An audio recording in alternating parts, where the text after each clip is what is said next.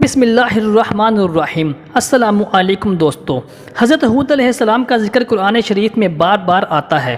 سورہ اعراف، سورہ ہود وغیرہ میں اس کی تفصیل موجود ہے۔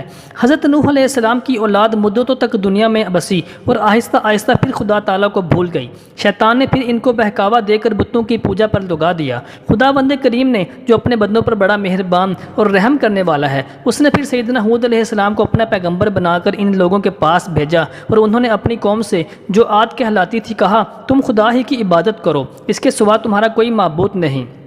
میں تم سے اس واعظ و نصیحت کے بدلے کوئی مزدوری یا اجرت نہیں مانگتا، مجھے اس کا بدلہ تو وہ میرا خدا دے گا جس نے مجھے پیدا کیا ہے۔ اور اے میری قوم، تم اپنے رب سے بخشش مانگو اور اس سے توبہ کرو، وہ تمہارے لیے میਂہ برسائے گا جس سے تمہارے کھیت اور باغات اچھے ہوں گے اور تمہاری طاقت بڑھا دے گا۔ وہ بولے، اے ہود، ہم تمہارے کہنے سے اپنے بتوں کو نہیں چھوڑ سکتے، تم ہمیں کوئی ایسی نشانی دکھاؤ جس سے ہم مان لیں، ورنہ تم تو ہمیں دیوانے لگتے ہو۔ سیدنا ہود علیہ السلام نے کہا، تم سب مل کر میرے لیے جو تدبیر کرنی چاہو کر لو، اور مجھے مہلت بھی نہ دو۔ میں خدا پر بھروسہ رکھتا ہوں جو میرا اور تمہارا پروردگار ہے۔ میرے ہاتھ اللہ تعالیٰ نے تمہیں جو پیغام بھیجا تھا وہ میں نے تمہیں پہنچا دیا۔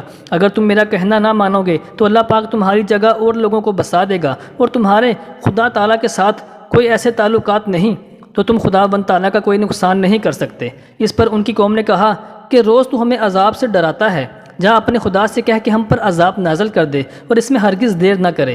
سیدنا ہود علیہ السلام جو ایمان لائے تھے وہ غریب اور کمزور تھے، جو کافر تھے وہ مالدار اور سردار ان کے بہت مالدار تھے۔ ان سب نے سیدنا ہود علیہ السلام کا مذاق اڑایا۔ آسمان پر ایک بادل نمودار ہوا جسے دیکھ کر یہ سمجھے کہ بارش ہونے والی ہے۔ سیدنا ہود علیہ السلام کو اللہ تعالیٰ نے بتا دیا تھا کہ یہ عذاب ہے، چنانچہ وہ ایماندار لوگوں کو لے کر بستی سے باہر چلے گئے۔